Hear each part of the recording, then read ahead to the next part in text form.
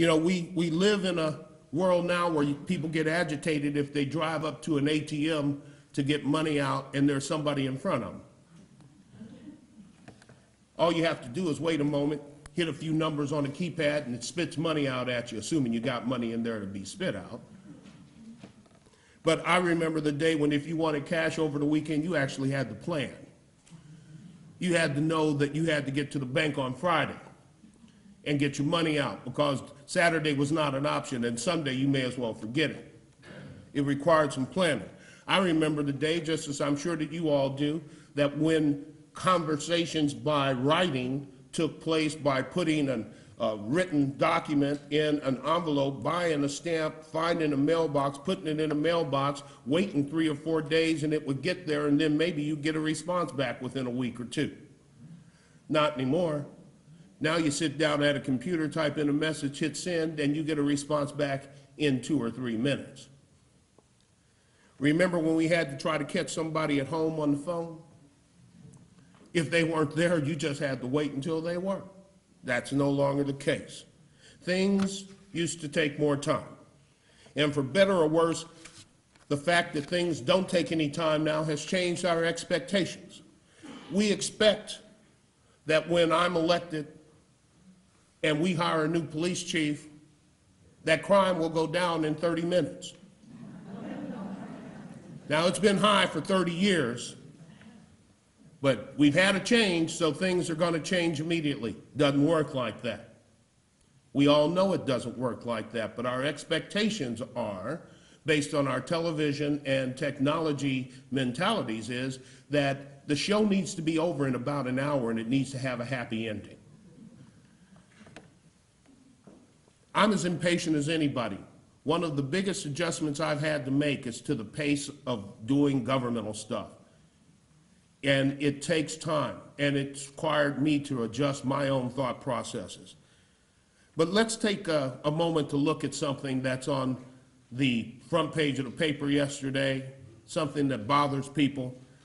This summer, we had more water main breaks than we've ever had before. 1,400 water breaks, 1,400.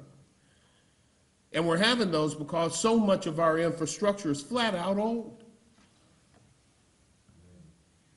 It was built well, but every pipe, every screw, every nozzle, every valve has a life expectancy, and some of them have hit it and gone beyond that.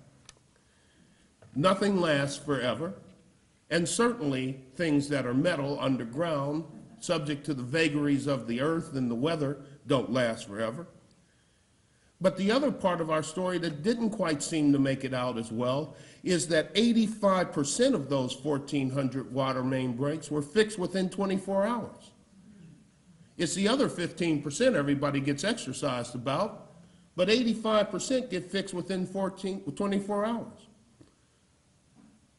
We see on the front page of the paper the guy who may have fallen asleep in his truck, and frankly, good explanation for it, unexcusable, yes.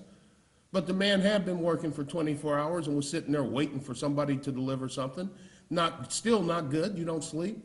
But what about the people that work all night to get something fixed and they never show up on the newspaper?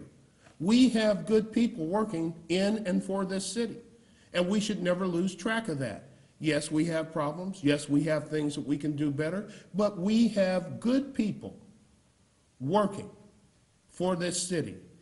And when you find one of those good people doing what they should do, pat them on the back and say thank you. They like to be appreciated just like everybody else. Working for the city of Kansas City, Missouri should not be an invitation to be criticized. When people do things wrong, they should be corrected, but when they do things right, they should be complimented.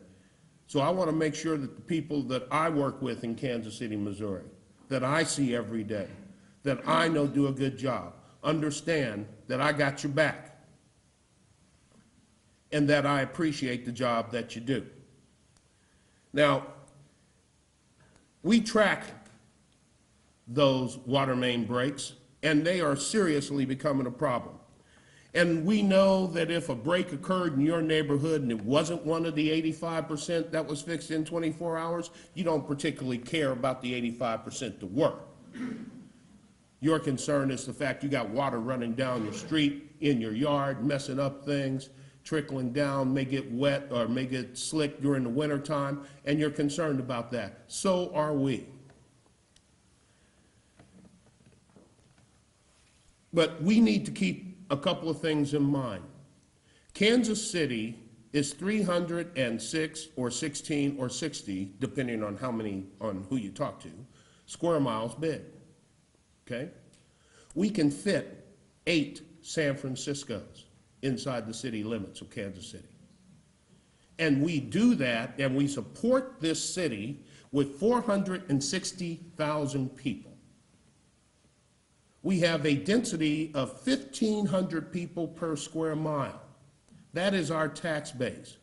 Let me give you a comparison. Los Angeles density is 8,000 people per square mile. You do the math. 8,000 people per square mile. We have a huge city and not many people to fill it.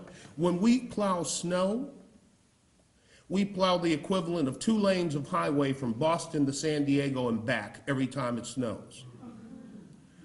So I'll tell you straight up, remember that little dusting we had, that first little dusting? And people were saying we should have gotten the snow plows out.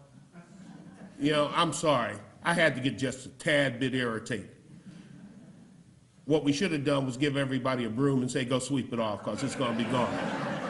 You couldn't put a plow down on that.